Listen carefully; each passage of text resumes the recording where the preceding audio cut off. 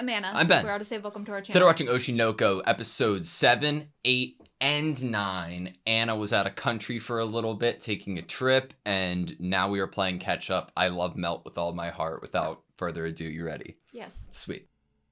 よくも私の身内を痛めつけてくれたわね。これ以上先に攻め入るというなら、渋谷クラスターが黙っていませんよ。効果音とセリフがかぶった。言い直すか。ごちゃごちゃうるさいわね。その口も静かになるのかしら。クラスターなんて知ったことじゃない。全員切り倒して。アドリブ。こいつ圧倒的に受けがうまい。So she also noticed. 聞こえなかった渋谷クラスターという初出ワードを剣が言いそうなセリフに再構築。取り方も自然だ。God. And who's watching that great ad lib? Makes sense. さすが年齢イコール芸歴の役者はどんな無茶をしても受けてくれそうな安心感がある。こんなにやりやすい相手は初めてだ。 So easy to act with. That's literally. That's the peak compliment. 分が悪いですね。あ、こら、逃げるなボキナス。タルタルチキ厄介な奴らみたいだな。名刀の契約者を全員倒せばそれでいいと思ってる。あいつら攻めてきますよ。俺は姫の懐刀だ。少しは人間味というものを持ったらどうですか。 Interesting, playing a character without a human touch. さや姫様、ご決断を。Oh, the set looks amazing. Oh, my god. wow. Oh my god. 脚本リテイクで最も変わった部分。 This part changed the 長め most. だったさや姫のセリフはカット。ボスとしての威厳、新宿との対立を表現してほしいシーンなのだけれど、刀を抜けば血が流れる。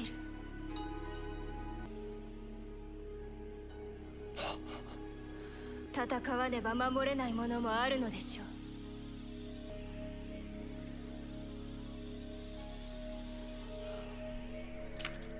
合戦です。カットされたさや姫の思いもこの演技なら伝わる。前の脚本にあった矛盾点が全部クリアされてる。あの子すごい。新宿と渋谷。行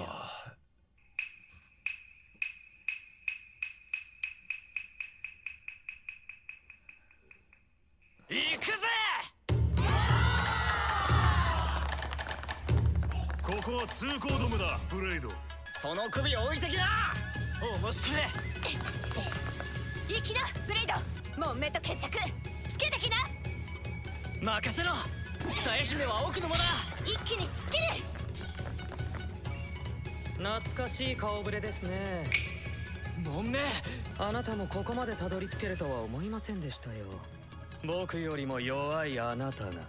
けどな、仲間がいるからここまで来れた。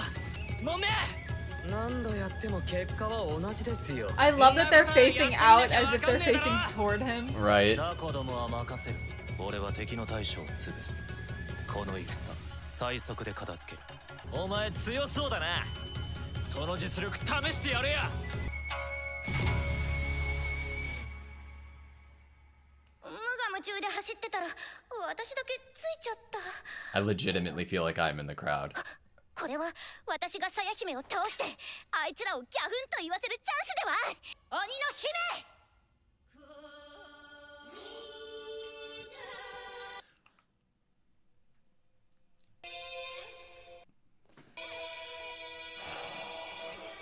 あんたがさや姫ね。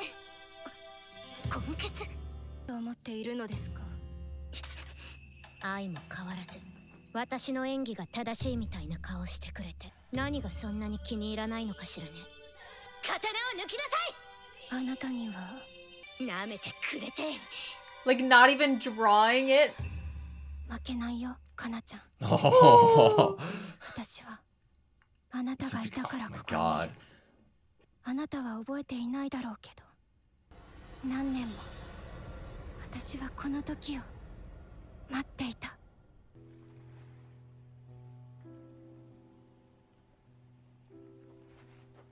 あかねは本当にかなちゃんが大好きね。10秒で泣ける天才子役なんだよ。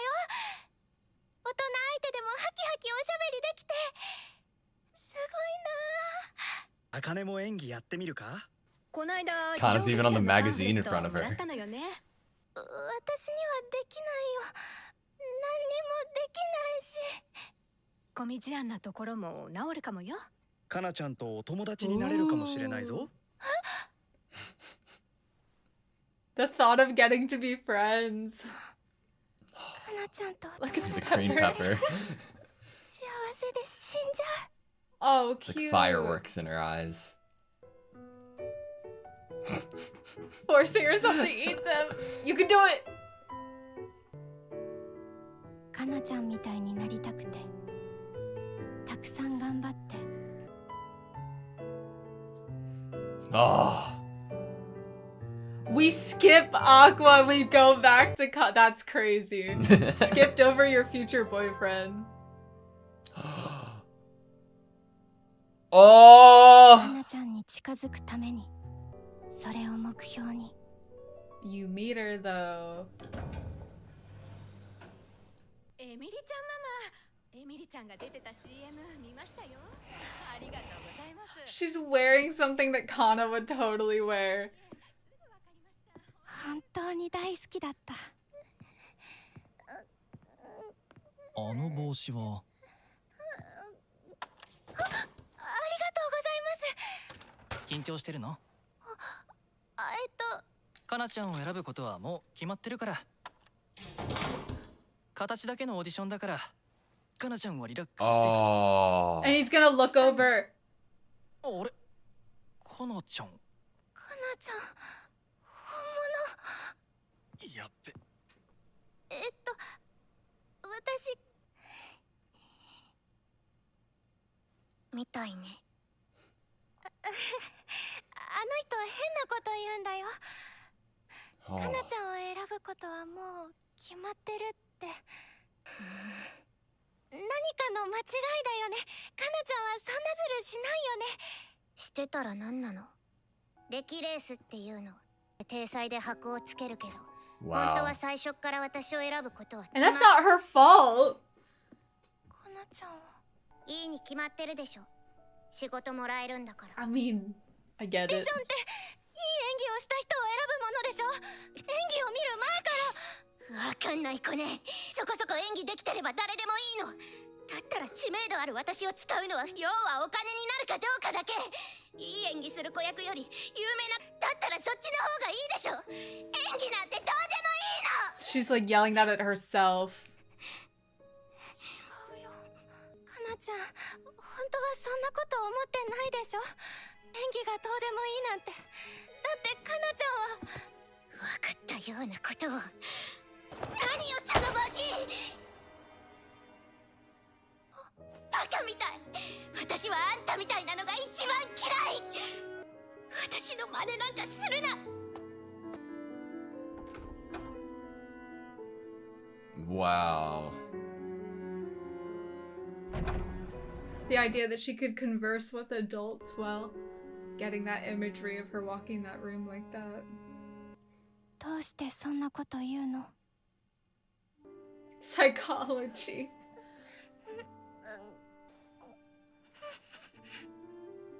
わからないから。たくさん勉強したよ。 My favorite character. ちょっとだけわかるよ。 Mm-hmm. 怖かったんだよね。ちょっとずつ減っていく仕事。 We've seen them both sit alone in their rooms like that. 大人がそれを褒めてくれるから見てほしかったんだよね。私は星を照らす存在になれたらって思うんです。周りと歩幅を合わせて息を合わせて周りが求める仕事をちゃんとこなして生きていこうと思ったんだよね。そんなのダメだよ。そんな演技違うよ。もっと身勝手で圧倒的な役者だった She よ。 wants you to be that. Be that on stage with her, Kana. 星を照らす存在なんかじゃない。 She wants You're you easy to be to act selfish with her. Like, come on. 眩しく輝く太陽みたいな演技してたよ。今のかなちゃんは嫌い。周りの大人に潰されちゃったんだよね。 Oh my god, みんな this is と合わせろって。かなちゃんがするべき演技は Egotistical, かっこよく stylish. てすごい周りを全員食べちゃうような演技でしょ。周りに合わせてちゃダメ。合わさせるくらいじゃない You と need to make them match you. 見ててね。私もちょっとだけできるようになったんだよ。食べちゃうような演技。私は私が一番目立つように戦う。だから一緒にぶつかってきてよ。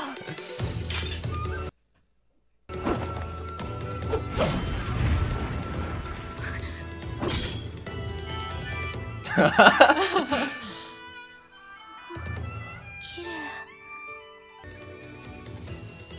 間違いなく今この子が主役だ。楽しい演技してくれるじゃない。まあよくも生き生きと。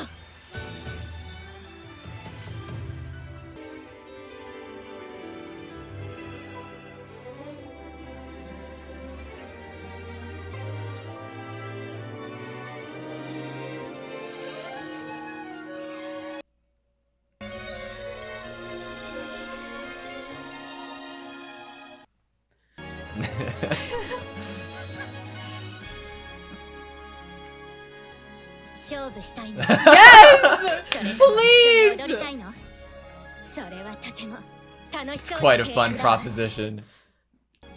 私 Look が at her! 白黒つけ。 Kana! Come on.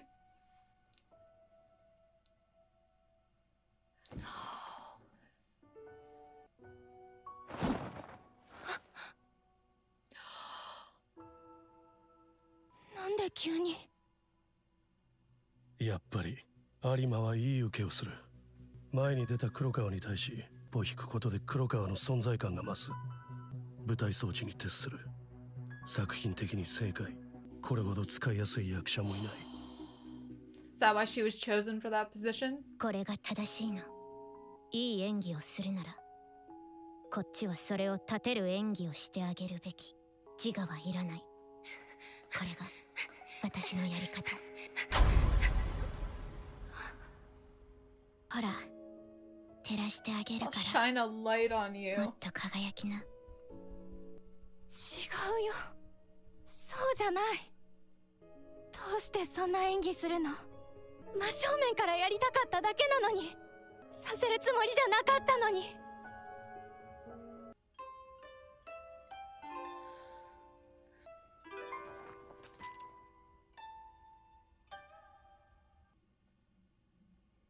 私が間違ってたのかな。私がただ出しゃばっただけじゃない。自分勝手でごめん。 Oh それで my いい。 god. 有馬のやつ腹立つ演技してんな。自分が作品の質高めてるみたいな顔して。あいつは自分を分かってない。私を見ろって顔してる時が一番輝いてるのに。有馬に勝ちたいって言うならこのままでいいけどな。私が勝ちたいのはそういうかなちゃんじゃない。本気のかなちゃんに勝ちたいの。あ、前に引きず We'll り出す。 force her into. Oh my god! 俺たちで I'll shine a light on you. Now we're gonna shine a light on Kana. It's a 2v2, bro. I love that the director was having commentary because of Akane's involvement with practice with him. Like, everything's perfect. Everything is perfect. He is a good perspective to get because he knows all three of them because he's met Kana too. Yeah. But you know who's about to go on stage? More Aqua. And now he'll be acting beside Akane. I think that it's beautiful that Akane doubts herself because of seeing, like, of reevaluating the situation. I think she needs to so that it can be strengthened. You know what I mean? She was literally, it's contradictory. Yeah. Because she was like, I want Kana to be egotistical and selfish. Oh my god, was I egotistical and selfish? Yeah. she was doing exactly what she wanted them both to do. We gotta get Kana to make that face. Yeah, we do. Shine the light on her. Fuck yeah. Fuck yeah. 弱い弱い弱い弱い弱い I love the seeing her as Kana and not her character on stage. さっきのシーン乗るべきだったんじゃないのか。仕方ないじゃない。あんたは自分が主役って演技するし、黒川茜も主役く。みんなが好き勝手やってたら、一人くらいは調整役やらないと。何してんの？台本読みたくてメガネかけようとしたらストップ！メイク取れちゃう。って言われてエアメガネして。 Air glasses. 当然でしょうに。 Shouldn't we get some contacts for him? Okay. しなさいよ。 Wait, so he's been on stage. 出ないでしょ？動きは大体見えるからいい。 He can't even act off people. 表情ってそもそも表情なんて見えないだろう。俺は客に見え Interesting. ないものを前提に演技しない。最初から表情なんて見えない方がいい。俺の考え。 All the different 役 ways 者 of 同士な thinking. ら。コンタクトしないのはやりすぎ。でもコンタクト怖い。そっちが本音でしょ。なんで今さら台本チェック？このままだと食われるからな。 Is he looking for a spot where They they can can fight get back. they can get revenge? このシーンアドリブ入れるぞ。そういうのはもっと事前に。お前ならどんなアドリブだろうと合わせられるだろ。私を誰だと思ってるの？ It's great. Both of them are It's going great. into it with similar energy. Oh my god. I like the angles of turning. It's perfect. お前が渋谷で一番強いやつか。だからよ語ろうぜ俺たちの刃で。姫川大輝劇団77の看板役者。一つ一つの所作に感情が乗っている。どうした楽しもうぜ。 Splash it at each 役者 other. として格上の相手と無感情対比構造。アクア君は感情を押し殺した演技。こちらがいい悪いの比較じゃなくなっているんですよ。姫川が熱い炎のような演技をすればする。アクア君の冷たい氷のような演技が Oh 際 my 立つ gosh. This is so cool. ですが However, 姫川は単に対処できる役者じゃないですよ。 oh, なんねえな。なんだあいつ。もうすぐ姫川さんがアドリブ入れるって言ってたシーンだけど。つなぎ来た。台本にない芝居。 Oh shit. こっちに全部。アクア合わせで。女遊んでる場合か。命を落として死に合うのは男だけでいい。男に守られなければ戦場に立てないようなら。アドリブ。 Oh. 私は戦える。もう少し鍛えたらどうだ。 wait, this is the pairing that the viewers love. 何すった？愛に負けるわけにはいかないのだ。台本に合流。こんなに受けがうまかったんだ。知らなかった。こっちから無茶をすることなんて。舞台はまとまんないでしょ。一人くらいは調整役やらないと。 Everyone here is working together. 俺はお前に危害を加えるつもりはない。私を中心に誘導して私に視線が集まるように立ててくれ。 Oh my god. Come on.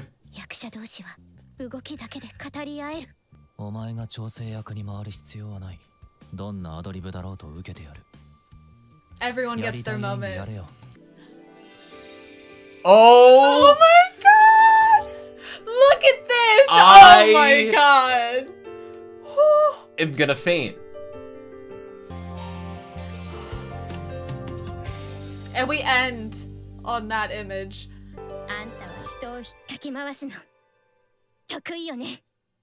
その昔芸能人になりたかったらしい。 I have chills everywhere. 憧れの芸能人とおしゃべりしたり、お母さんもニコニコ。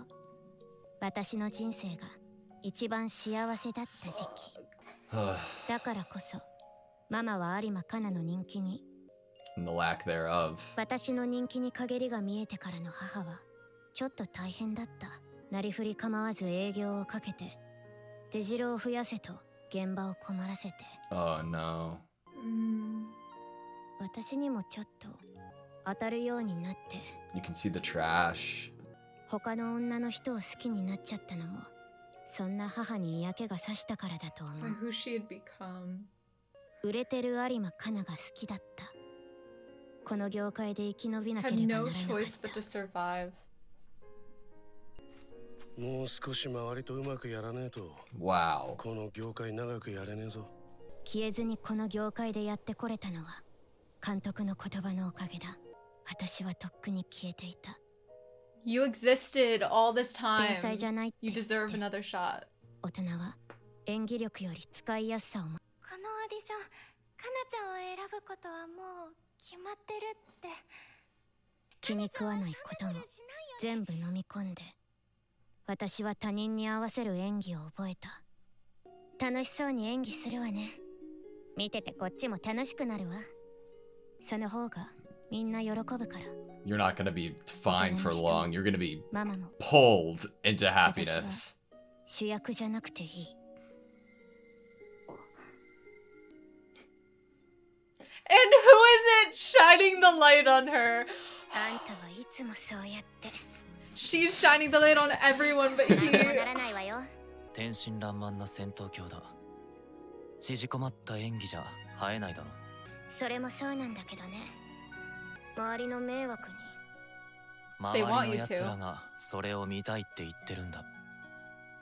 They want you to cause trouble. フォローは俺がする。有馬のやりたい芝居を見てみたい。 I'm gonna cry. もうあんたが悪いんだからね。あんたはいつも私を変にさせる。 バカにするな。私を誰だと思ってる。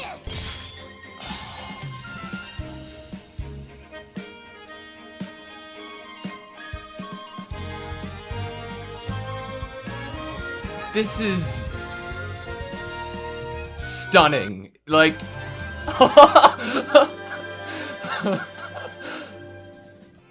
Look at all their faces. そうだったね。商業的に分かりやすい泣き演技がクローズアップ、こういう演技で一世を風靡した。目を焼くほどにまばゆい太陽のようなスターの演技。枯れてなかったのかわからないものだね。ほら、見たかったんでしょ。 You wanted to see 私 it. の演技。 Yes. もっと私を見て。 fangirling. Like Yes. she's back.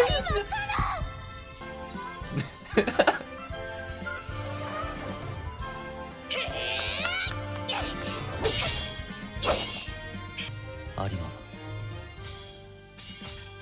馬、茜、楽しそうでいい演技をするな。眩しい。そういうあんたはどうなの。俺は違う。俺は持っていない。そういうかなちゃんが見たかったの。勝ちたかった。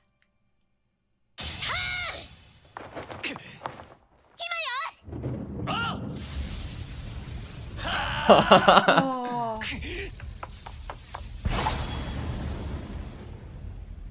Aqua, your scene. I'm freaking out, Anna. I'm freaking out. Are we gonna see it? 勝ちたかったな。私は。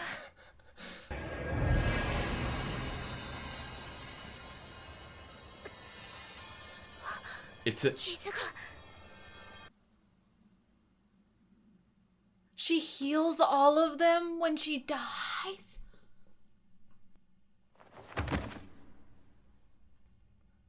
How they're doing the blood I know. seeping from her body. 黙って引き下がるのか。俺は鞘姫のために戦っていた。戦う理由がない。それだけか。あるんじゃねえのか。お前の中にも。楽しいだろう。楽しい時ほど苦しそうな顔をする。パニック障害はそんなに珍しい症状じゃないんだよ。 Of course, she'd go to try to understand it. What we saw with her trying to understand 対策方 Kana. 法は人と一緒だったら症状出なかったりするし、わからないって状況が余計にパニックを引き起こすから。俺のトリガー。罪悪感違うか。役者経験あるからな。数日間お前を見てて分かった。演じてて楽しいって思う瞬間がある。決まってそういう時だ。演技を楽しむことへの罪悪感では愛。お前の母親への罪悪感。知ってたのか。いい加減お前との付き合いも長いからな。愛への異常な執着。愛のいる現場だった。一度気づけばお前が芸能界にこだわる理由も大方想像がつくよ。しんどいな。まるで復讐するために演じてるようなものじゃねえか。一度演技から離れて治療に専念するのも手だぞ。このままでいい。俺がどうなろうとどうでもいい。愛の無念を晴らすことだけが。そうか。 The fact that someone else is hearing that. He's hearing that. しんどい選択だ。お前は演技を楽しむな。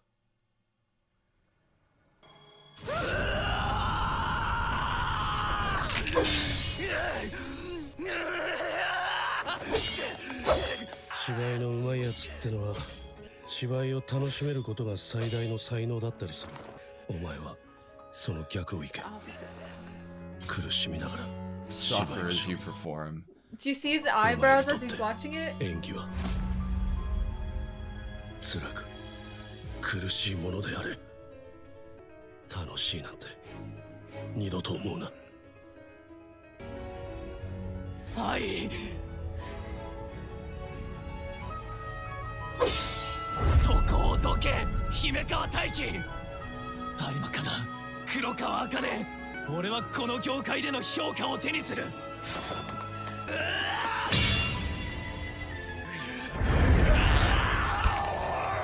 他は何もいらない。 Did he bite him? 俺にとって復讐だ。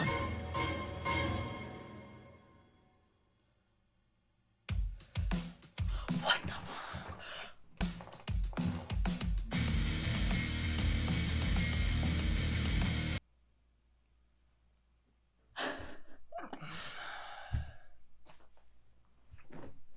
We get to watch the next one. We get to watch the next one. We're fine.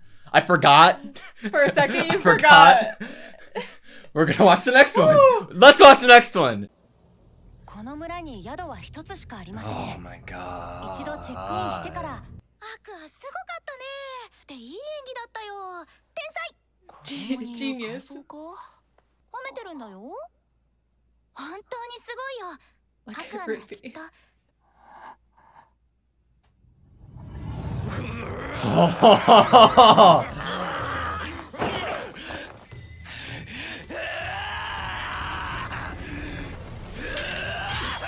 Holy shit.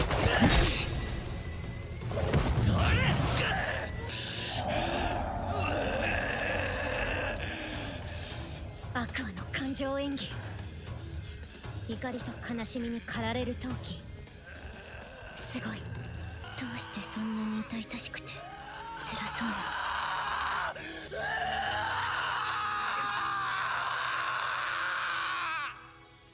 もっと苦しめよ。理解者を得たと思ったか。演技は楽しいか。恋とか青春とか楽しい人生を送りたいと思ったか。許さねえよそんなの。すりつぶして心も体も痛めつけて地獄を味わわせるまで。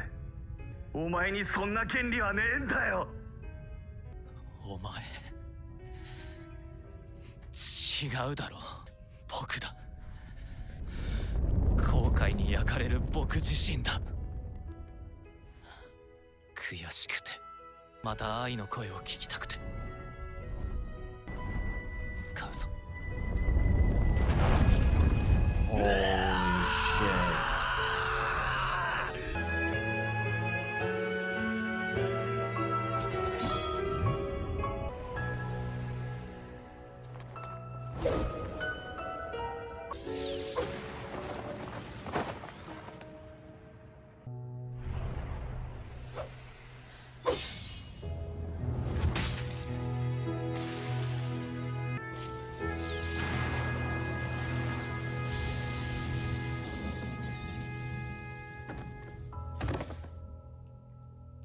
戦いは終わりだ。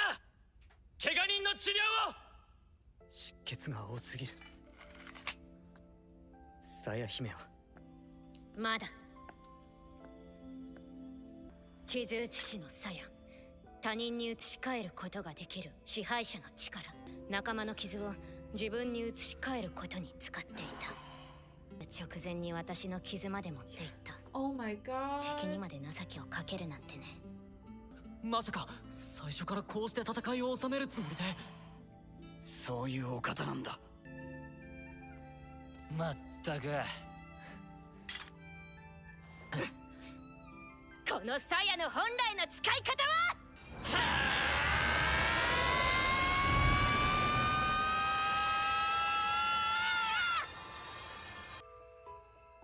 何度だって都合のいい夢を見たよな。ご都合主義の奇跡でも起きたらって。愛を救えてたら。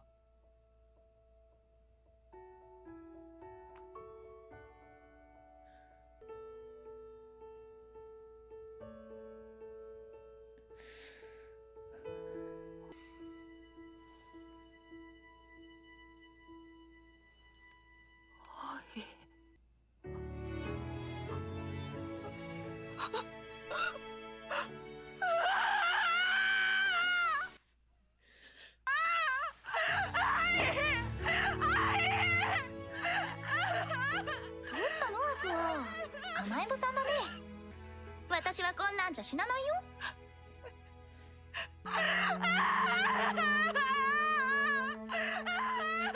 何度願っただろう。そんな叶うはずのない夢を。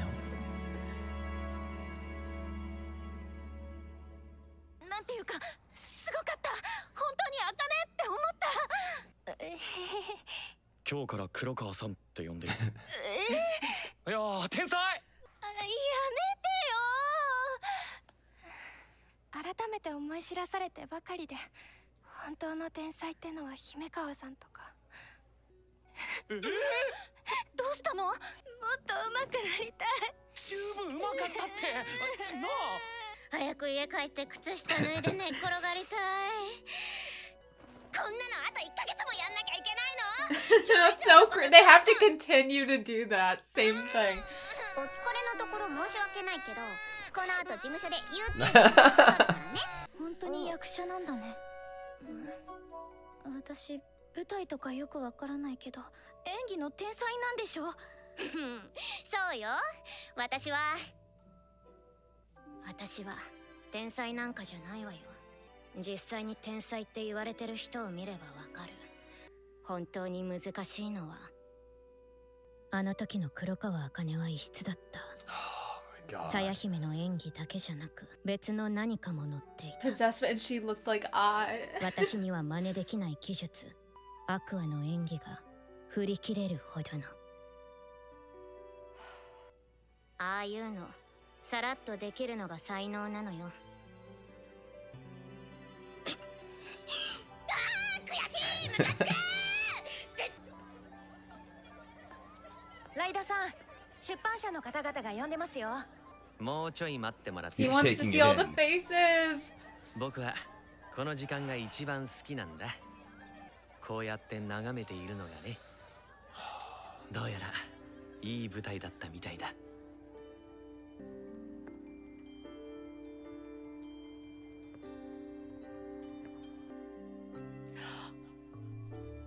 しかし次の物語の舞台はすでに幕を開きかけていた。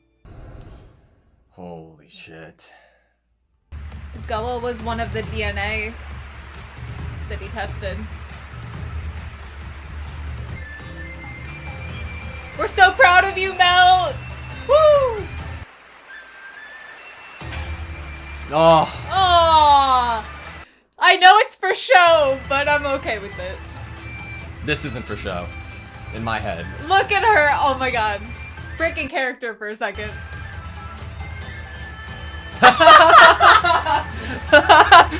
The timing of that was That perfect. Was perfect. He runs too far because he can't see.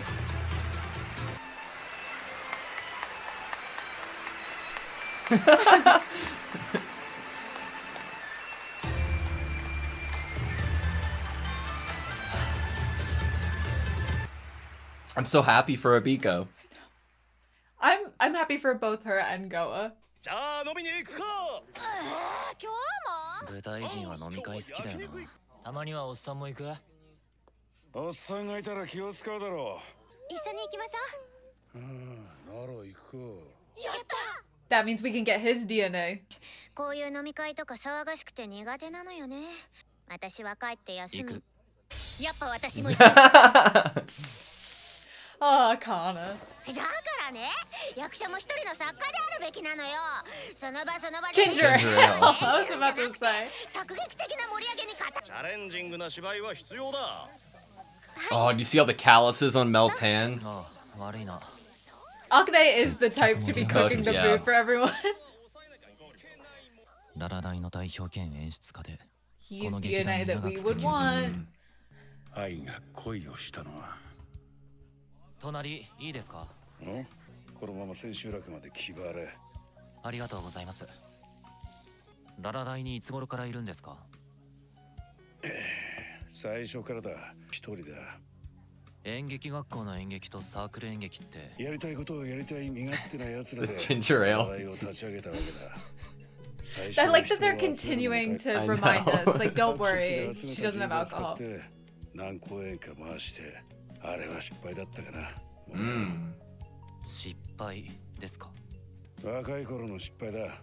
詮索するな。教えてください。ダメだ。任せろ。俺もおっさんの失敗は気になる。 Yes!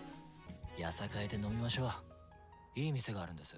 このままあの人潰して。Go and get that guy drunk. Oh my god. 可愛い女の子に継がれた酒は飲み干すもんだ。ここはどういう店なんです？モデルとかアイドルとか事務所に内緒で働く店だ。それはまた会員制だからバレるリスクも少ない。結構多いぞこういう店。割と通ってる感じですね。まあな、俺可愛い女の子好きだから。結局俺らは口の固い同業者としか遊べないからな。カジュアルに遊ぶならこういう場所がちょうどいいわけだ。はい。飲んでねえな、姫川。やべ、バレた。ここまで育ててやったけるを忘れて。 Bringing you up. はいはい、飲みますって。飲め。二人はどういう関係なんです？施設出た後、 Wow. さんに何かと面倒見てもらったんだよ。欠けてる部分を求めるように技術を吸収していく。姫川がまさにそうだった。 Interesting. 人聞きの悪い。だってそうだろうが。お前たちの芝居は似ている。 Are we putting a parallel between Yeah. the two of them more than just their じゃ personalities? ないやつが人とは違うから周りを観察してとしてきたやつの芝居。 Like I. 確かに、その気はあるかもな。お前はつまらん演技をするやつだと思う。本物の感情が見えた。あれは本物のやつだ。面白い。何にもなかったこいつを売れっ子まで育ててやった。なのに飲まねえ。しまった、飲ませすぎたか。 Oh no. おっさん、ソファーに横になるぞ。いずれ引き出してやるから。別にいいですよ。今日はあなたと話がしたかったんです。この Ah. タイミングを待っていました。何これ？鑑定書？俺と姫川さん、 Half brothers. 父親が同じなんですよ。 Holy shit! What, What the, the actual fuck? あなたの父親のこと。 What the fuck? What the actual... Okay, that was Oshi No Ko, episode 7, 8, and 9. Dang. I don't know. I don't know if it was because I love this show and I hadn't been able to watch it for a little while. I don't know if it's just right now, but those 3 episodes felt like the best 3 episodes of everything, and I loved it, and it kept getting fucking better and crazier, and Himikawa is Aqua's biological half-brother. What the fuck? God. So,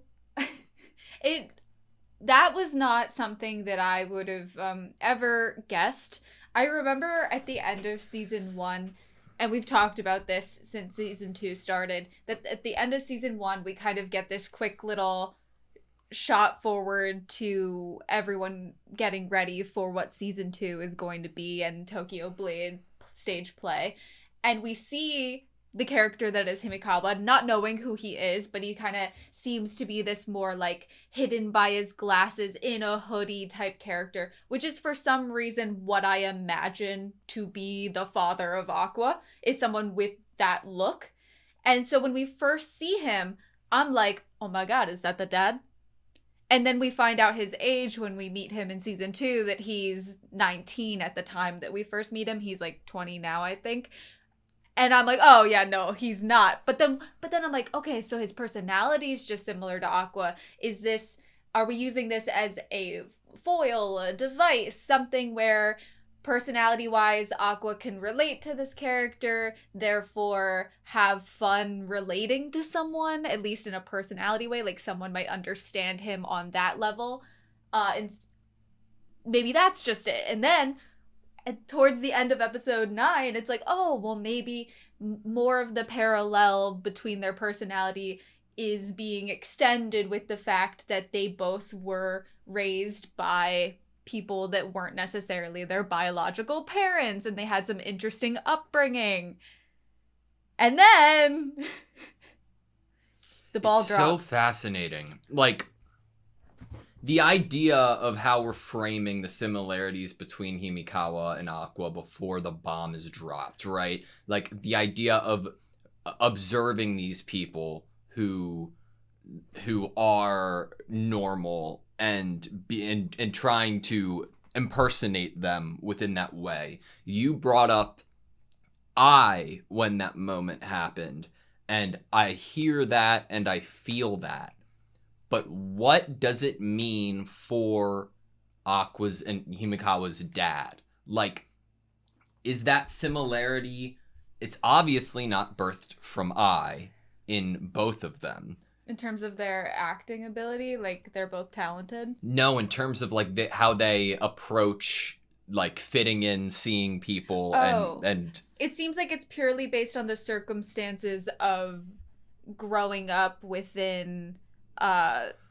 children's homes or raised by other people. But I wonder if it's like, without any interference on Himikawa's end, I don't think he's pushed into the career that he's in, as we heard a ton at the end of this episode, but he is great at it. Mm-hmm. And I wonder if there's an innate talent is genetic, like, that can be shared by the two of them, i.e. Aqua's father was a performer as well, mm-hmm. and not just on the production side of things. It does give you the feeling that the father would also be talented, because we know for sure I was incredibly talented, so at first we could think that the children, Ruby and Aqua, are talented because of, the genetics from I. But you're right to bring it up that, like, Himikawa does not share the same mother. Yeah. So it does make you think that the father needed to be talented in this world. But my brain is going back to Ruby having that conversation outside of where the practicing for this stage play was happening, about how she could never forgive her brother if he got a teen girl pregnant. Mm-hmm. Aqua's father probably got two teen girls pregnant. How old A couple is years Aqua's apart. father? Like think about that. Like I was a teenager and now Aqua and Ruby are 17. Himekawa is 20 now in this scene. Yeah, like what is this? What was his father doing? How old is his father? I think that it's going to be really interesting depending on if Himekawa knows anything about his mother. Because then you could be like, is it the same type as type beat, or is it like what did were the they a dad have a performer? type? Were they you know what I mean? Mm-hmm. Well, I'm gonna guess that. Okay, so let's talk about Kindaichi not wanting to talk about the time period of which I probably was around in the Lalai company. Yeah. Which he seems to be like this was a youthful blunder, seemingly gives energy of there being a lot of drama or things that were maybe unsavory. And that could be that there was someone that was kind of maybe messing around with a lot of the different women. You know, creating drama amongst the people. Mm-hmm. Maybe there was like a womanizer in the group that they let in. You've pulled up the picture of all the founding members. I did want to pull this up because I'm like, are any of them recognized? Other than the two that we should be recognizing in this image. No. But, I feel like my entire perception of who their father is has completely changed because of the revelation that there was another kid and then he spent time in a children's home. And even Himekawa's talking on like the secrecy within the industry in this episode, which is like, okay, if you are shining a light on the secrecy that exists within this world, and somebody has managed to not only get away with being the father and ex-boyfriend, I believe, right? Because they said that they were dating. He was even an ex-boyfriend of Ai's. If you're able to get away with the secrecy with that, with more than just Ai, how powerful do you need to be? Like, how many strings can you truthfully pull at this point?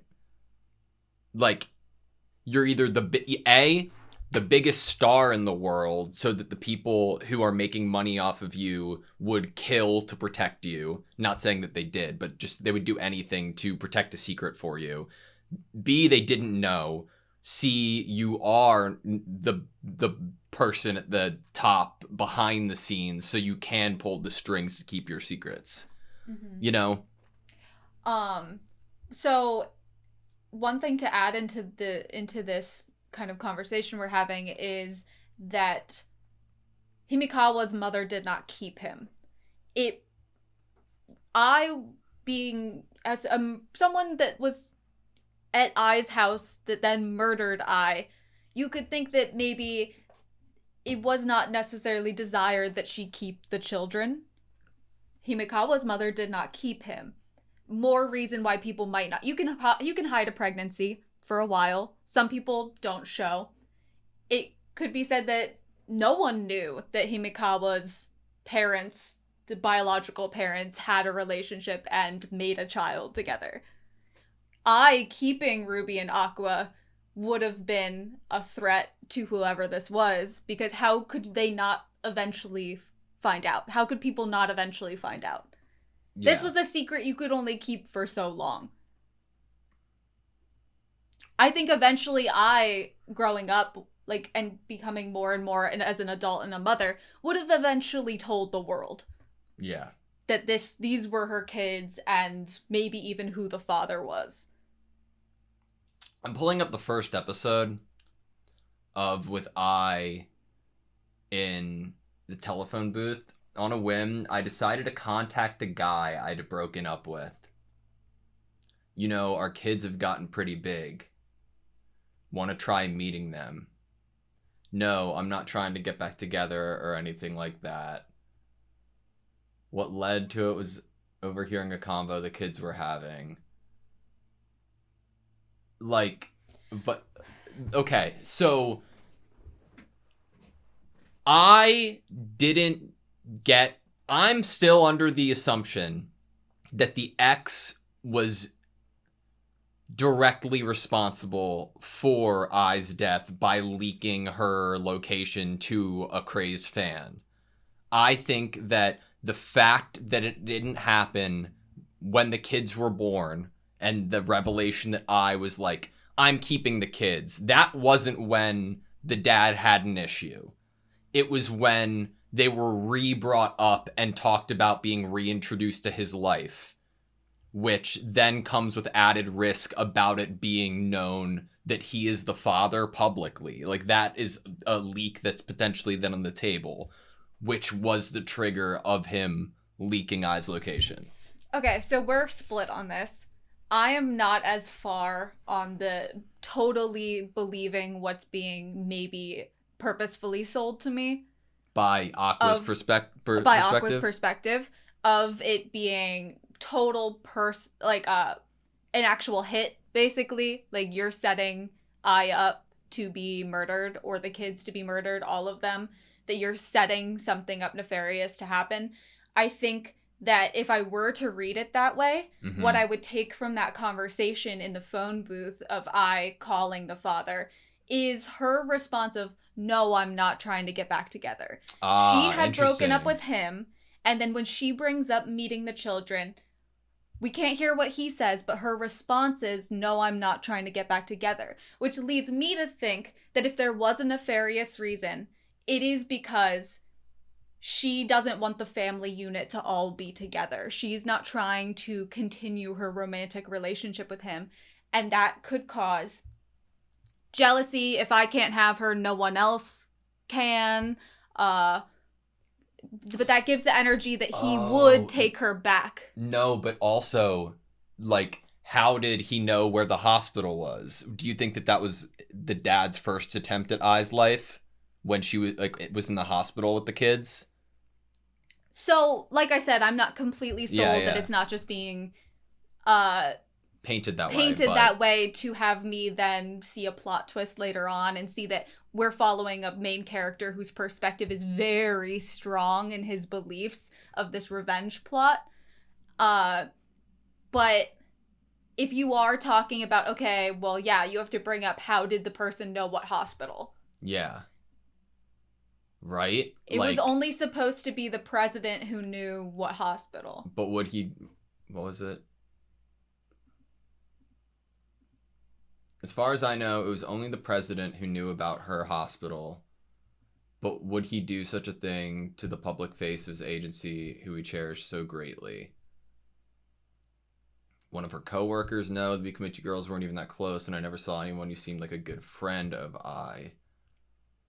It's evident Ai didn't have any relatives who were around, and it appeared she didn't know their contact details either, so that only leaves our father.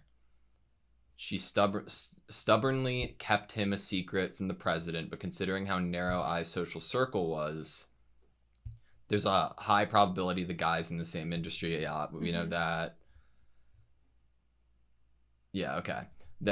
But it being the hospital was the first attempt, and like that, I feel like it's solidified for me. I get, but okay, I'd want to go back and see the death scene for Aqua's previous life, because wasn't that person just asking if this was the hospital that I was at and shoved him running away? Like, I'm trying to remember exactly how that death scene played out. Like, can we go back and see it? Yeah. Because in my head, it's almost like not accidental, but maybe like even if you spotted her at the hospital, why do you know her family name, which has never been made public? He's been given added information. No, I know. I want to see how the actual death plays out, like how his past life dies. Okay. Are you affiliated with her? This guy's getting cornered. He runs. Our guy follows Aqua in the past. I think that's the dad. And But then later, Aqua makes the connection of saying it is the same person. Aqua says the same person that killed I while looking at his face was the same person at the hospital. Yeah, but he doesn't see his face here.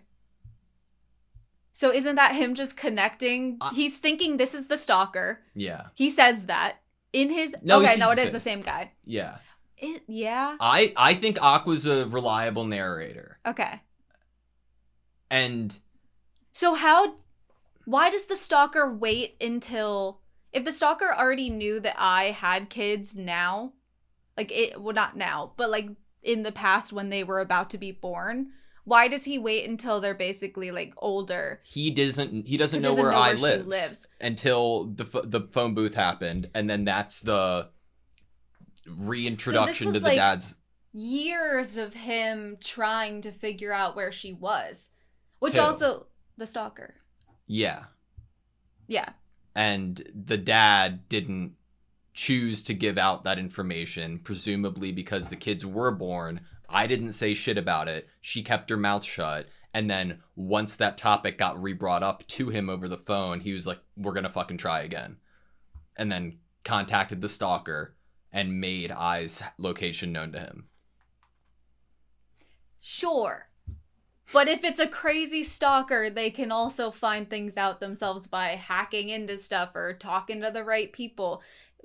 We think that only this person knows, but how do we not know that we took them to one of these bars that the celebrities go to and get really drunk and get them to share information? Like, if this is a stalker, I don't think that the only way he could find out any of this stuff, if he was that obsessed, is purely through being actually given and like spoon-fed the information. I agree with you, but Aqua said otherwise, and I think Aqua's a trustworthy narrator. I think he can be trustworthy to some extent. He doesn't have the full picture and all the information. He doesn't even know who his dad is, therefore he does not have all of the information. Correct. There's two sides of every story, so I can't completely rely on him. I'm saying that Aqua's a trustworthy narrator. I'm not saying a character. I'm saying we're not in the story. We're taking what he says as fact, like for us, not based off of his like current perspective. What he's saying is true in regards to the end of episode 1. That's how I view it. Okay. But with that in mind, and now the idea that the dad also had Himikawa before, I'm like, how fucking compelling. This was my lead up. If Himikawa's mom is dead and got killed by a stalker, and then I's mom, or I died and was killed by a stalker, and it turns out that Himikawa and Aqua's dad not only killed I and got an arranged to get I killed through a stalker and leaking information, but did the same to Himikawa's mom, then it would be extremely credible and convincing to be like, holy shit, the same person orchestrated both. Yeah. You know? I mean, that would be honestly a crazy like, you'd literally have a serial killer. That would be so far removed what? Like, you know? So far removed that what? Yeah, so far removed that the only justice that could be served to them probably would be some type of vengeance, not justice. Not legal justice, but Aqua murdering and torturing this person, vengeance, because how could you be persecuted for a crime that is years ago, 20 years ago, that you've arranged and not even, right? How could you prove your intent even if you figure out that you're the person? If you could prove that you leaked information to a stalker or a super fan, that's not necessarily enough to be able to prove intent to be murdering someone, you know? The limitations on things like that are different, even depending on crimes and states and probably different countries. So could you prosecute someone for hiring a hit on someone 17 or more years later in Japan? Hiring a hit is much different than what I think Aqua's dad did. you know? I think Aqua's dad didn't hire a hit. Well, no, he didn't pay the person. He just picked a person he knew wanted to find, if that's the case. Yeah. But it would be pretty wild to have two of the same instance. Like, this show is talking about the performance industry, or just like celebrity industry in general. Mm-hmm. And I think it would be rather wild if we have more than one example of a certain situation. Like, I think that we've had characters who have kind of shown us across the board different perspectives or POVs of people within this industry, or bad things that could happen to them, mental health issues, stalkers, how that ends up unfolding. And I feel like I was the example of the stalker and obsession being lethal. So it would be very surprising to me if there was another, like, if this ended up being a serial killer father anime.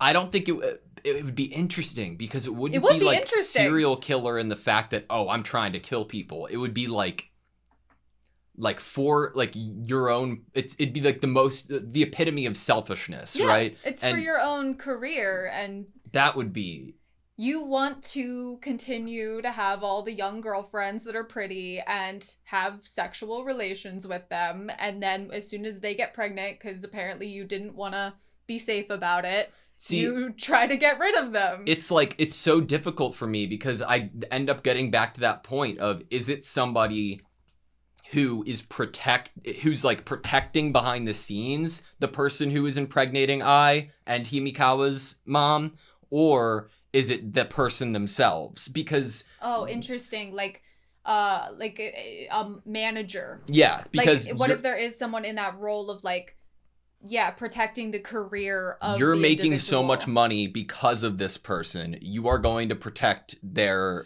career. Like, think about what Kana's mom would have done for Kana's career. Yeah. Like, Kana's mom was pitching fits on set in But order to get Kana more screen time. Then I have issue, because I'm like, how much of Aqua's intelligence comes from his past life, or is it genetics through his father, who's like this much of like a master manipulator that you're able to do everything he's done?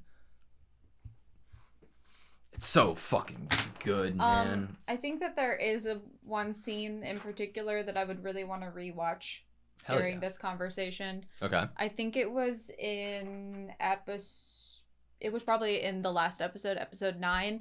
It was talking with the director, where he literally tells Aqua that he needs to hate acting. It might have been the end of episode 8. Yeah. I just really like to rewatch that scene, because it was like, it was not lost on me in the moment of watching it that this was kind of crazy, that this was a character explicitly saying that he knew what Aqua was thinking. To Aqua's face. To like, Aqua's not, face. Yeah, not Akane and I feel like putting this it is together. like a big deal moment. Yeah. It's so fucking good, man. Does he look like Himikawa? Yeah. Yeah. No. No. Okay. There's no chance in my mind. Okay. You have a sense of guilt toward enjoying acting.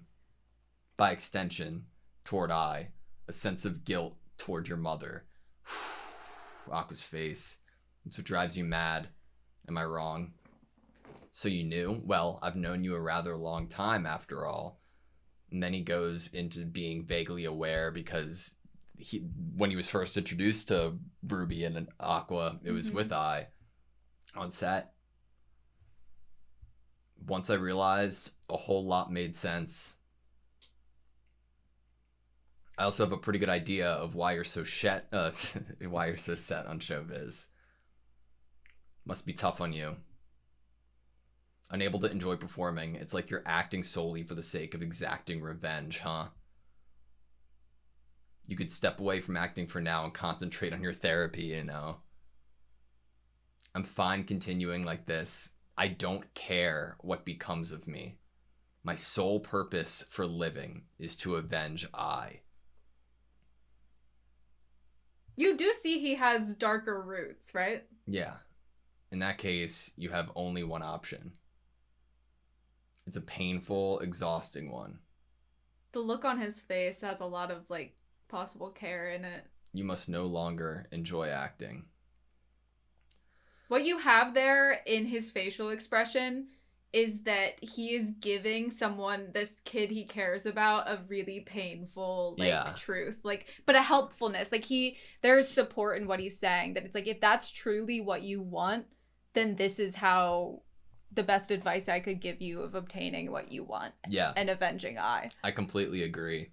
And that look on his face is similar to the face that he makes when he actually watches Aqua's performance on stage. And we even have these, like, overlapping lines about him being, like, the suffering.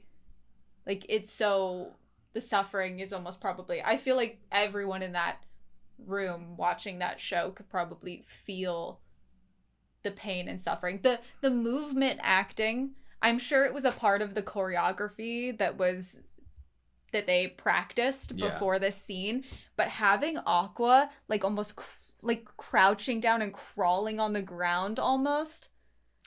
I was, like, so surprised in the best way possible of how they conveyed the actual moment of the emotional acting. Like, it was all through the past of, or like the idea that Aqua as a kid had that dream of Ai being like, you think that could kill me? No. Like, her surviving. That, absolutely beautiful. And the fact that even the raw emotion of, as if, and we even get this imagery of instead of Akane there as Princess Saya, it's almost Ai standing up and getting up.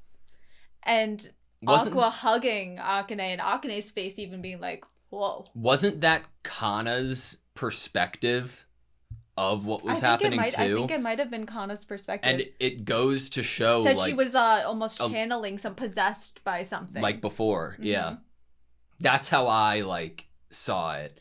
And I definitely want to talk about the 2 episodes prior to, in the sense of just, like, we talked about 2 of them. Akane and Kana, like, holy shit.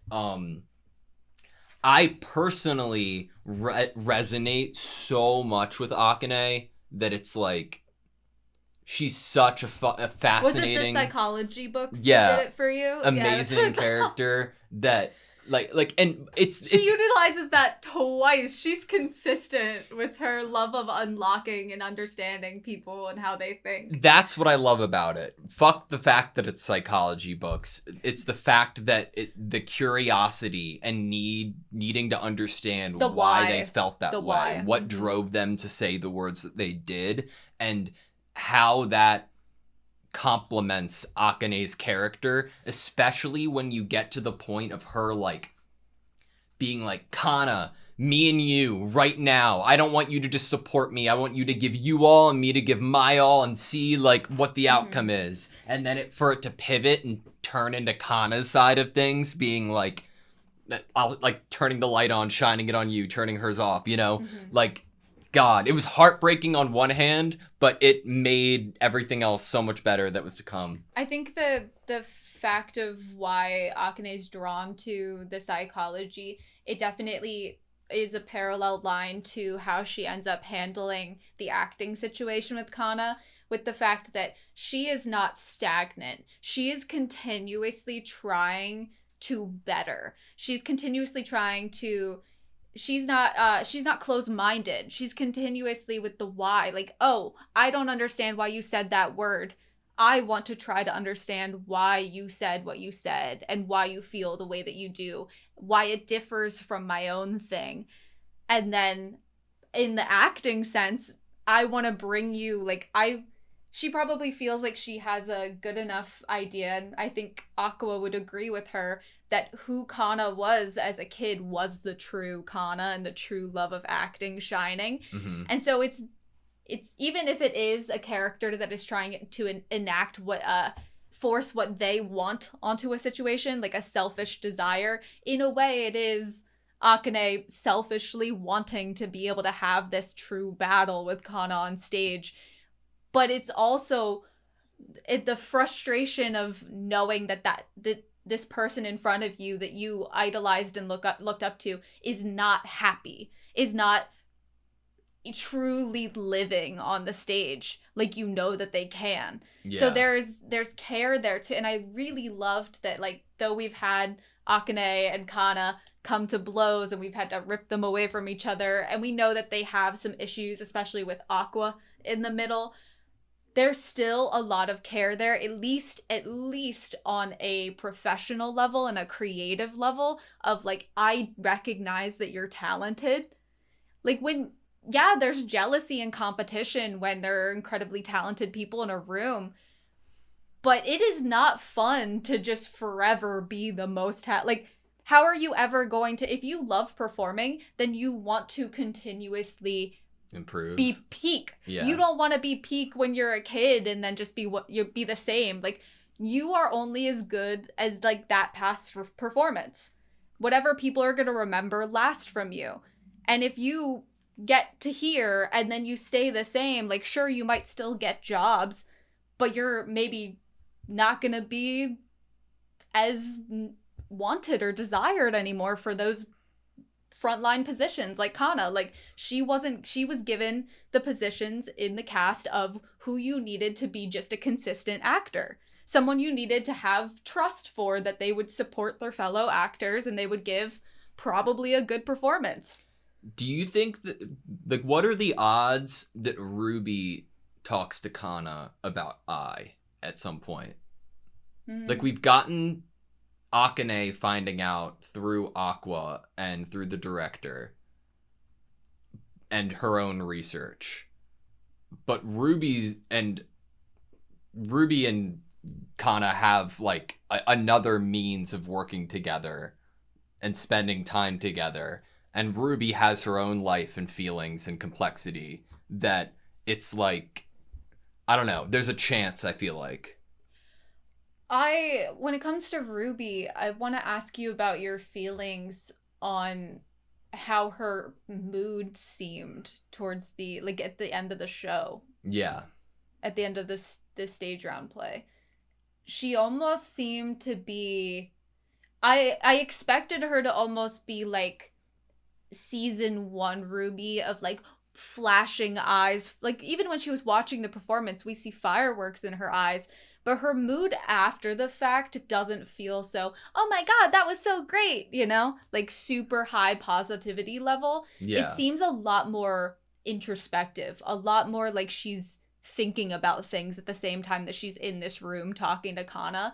A little more like she's paying attention to the emotional content of, like, Kana truly enjoying this thing or being really talented at this thing. Yeah. And it makes me think to Aqua's scene where he finally confronts his past self in these 3 episodes, where he's like, you keep saying you, but you are me. And Ruby is being I. She's in Be Komachi too. She's being an idol. But is she doing that because she feels like that is the best way to be avenging I and be living in this second life, is to be I's daughter in this way? I also read the introspective nature, but I took it more as, like, she isn't that. Like, she isn't that up to that quality. Like, more thinking of her own abilities? Yeah, like, we've seen her, like, how much work and practice she has put in now that she has a body that will allow her to do these things, yet she is not as radiant of a star as I was, or at least in terms of auditions and how her life was going before getting into the school. Like, it wasn't reaching those peaks, so I'm thinking that she might feel inadequacies. That's true. I'd also want to bring into the conversation how at this school she has become friends with people who are actively working in the industry, and she's realizing through them how they have their hands basically on so many different things. They're consistently working, even if it is not something that fits exactly what they want to be doing. Yeah. They're keeping themselves out there in the light. They're continuously trying to make themselves be more of a face and a household name than a specific career choice. Yeah. Like, that person is a singer. Like, they're trying to put them, like, with the dating reality show. And now she's seeing Kana. Kana's not only in an idol group now, she's in things like Sweet Today, dramas, movies. She's now in a stage round play. While also having to record YouTube videos for this other thing. While also recording yeah. So Mem, she's her own personality too. Is Ruby just Komachi? Like, exactly. Yeah, that's and having her have friends that are within the industry, it seems like she is probably learning a lot more about, like, maybe maybe she's starting to desire what her actual place will be here. Like, I think it's not forward. there yet. I think it's right. I don't think so either. I think it's her being like, they're doing all this stuff because they're so talented. Mm-hmm. I'm only doing one thing because I'm not as talented. Wasn't she basically the narrator for the first episode of the second season? Yeah. Which I find interesting. Like, True. I remember us bringing it up, like, oh, okay, Ruby, we know, isn't a part of this performance, but she's opening up this play, if you will. Yeah. It wasn't the very opening, but it was somewhere in the first episode that was a perspective of her talking. Yeah, like about the Komachi and like about like what the family was doing. She was at Ai's grave, I think. Yeah. Which could lead even more to her. Just watch me, Mom, you know? Yeah. I think it leads even more to, okay, so why do we have that scene from Ruby in the first episode of the second season of being like, just watch me, Mom, this is what everyone's doing right now, to then basically the second time we see her in this season, in the 9th episode, there being something going on with her that I can't quite put my finger on when she's talking about her friend being amazingly talented. That whole concept was why before I brought up the idea of Kana finding out information about Ai through her. Mm-hmm. Because through personal growth and trying to improve herself, I think a lot of that work is mental and trying to work through things and think about things. And a lot of her connection to what she's currently doing is so obviously Ai that she might talk about those feelings and struggles with somebody close to her. And out of Mem and Kana, I imagine it being more Kana. Mm-hmm. I feel like it's safe to say that both, in any way you slice it, if you are reincarnated into a new body and you possess even a fiber of who you were before, there is going to be conflicting emotions and energy as you try to forge a path forward in this new life that you're living.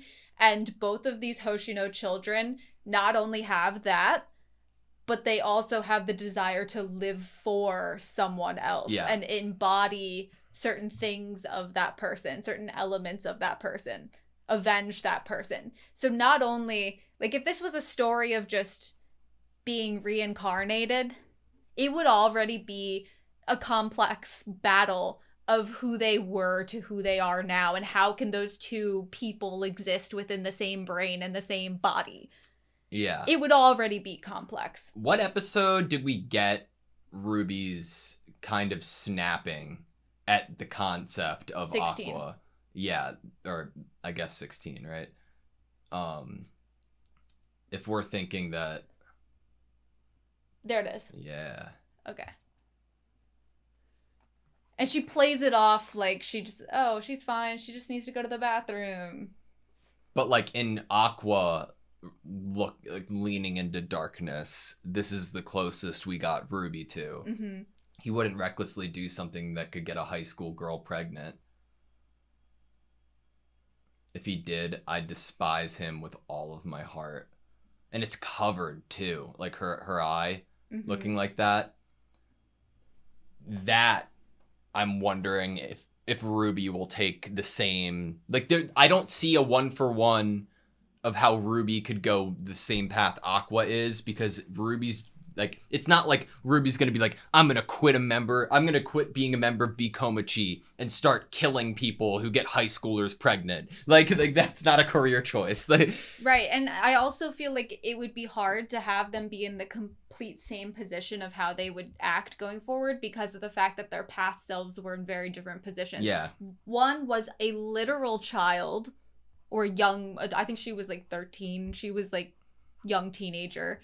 And the other was in an adult professional role where they probably felt like they had more control or more ability to protect. Yeah. And therefore, as then reincarnated into new bodies, one person felt maybe a little more like they could have exerted some amount of protection or control over I in comparison to the other. And I think it's just more about her and her own life. I think I it's agree. much more, I mean, which would make sense. I mean, who she was in her past life and what she went through, how could that not be something that would continue to be almost like a haunting thing to her, like something that she might try to repress or suppress, like memories of or the feelings of. And if she starts to feel inadequate in terms of her performing ability in comparison to her friends, that's going to be a hit for sure, because she got this chance at this life of being born to this person she idolized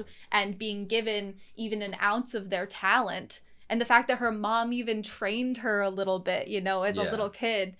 I'm going to try to be as vague as possible about this because I don't want to spoil anything, but there is a series that has a manga, and within that manga, you learn a backstory about antagonists. And in that backstory, the antagonists are children, and they have a friend group. And long story short, one of them goes missing. They find that friend's body in the woods, being in a state of such disfiguration and disembodiment and torture that somebody had murdered her and tortured her and left all of the torture devices on her with a note so that she'd be found like that. And it's horrific. And that's what I imagine Aqua doing to his father. Like, it being the epitome of torturous pain. So you imagine that means that you imagine this show's climax, the story's climax, almost being like there's actually going to be more than just how the prologue episode had a stabbing. Like, more continuous. If Aqua's like, this mindset is an actual revenge story doesn't change into a legal way of penance, then it would be tortured, dead. I don't care about my life. Oftentimes when you have revenge stories in media, it's good if you have it. There's two ways. You either have your character actually get to enact their revenge within probably a means that it is either legal justice and or them getting justice themselves through violence or whatever would end up being justice in the situation, or at least feel good. And then you have two branching routes from that is they either feel good about it when it's over or they feel empty when it's over. And then you have the choice of have them be going down their path of revenge, and then for some reason before getting to that climax they have a reason of pause. There is a pause because they no longer have that same desire. The person that they wanted to get revenge on, there's more to it, it's more complex, and they're able to feel some amount of clarity within their own mind that they wouldn't end up being happy if they took revenge. Like, hypothetically, there is like a memory of I being like that would elicit the response of like, this wouldn't make her happy, this would disrespect her in some way. I think that the reason that we're on kind of opposite sides of the fence in terms of where the story's going to take the revenge is probably due to, I think I see it more often that the person doesn't end up actually doing the physical, the actual revenge, any violence against the person. They end up, for character development reasons, and morality, they just end up not doing it. And I think that's maybe just more what that's more what I'm expecting, is that there's going to be a plot twist. There's going to be a reason why we're following this character who is literally, we're seeing this depiction of this dark colors behind him that is, the past self, haunting him. They're taking it to this level that I'm like, it'd be a major plot twist if he doesn't actually do it, or if we meet the person and he doesn't want to do it anymore. And so that's almost what I expect, because I feel like that would be that's just for some reason what I'm expecting. I don't expect anything yet. I have no good guess. I have a good guess on if Aqua stays the same, and I have a good guess on, like what you said, if Aqua changes for some reason, or if like a new perspective is added. But I was merely saying if things did continue this way. I feel like because the father is a question mark to Aqua is why I am unsettled with how this path will end. That's fair. Because of the fact that he doesn't know who it is, it could go so many different ways. Agreed.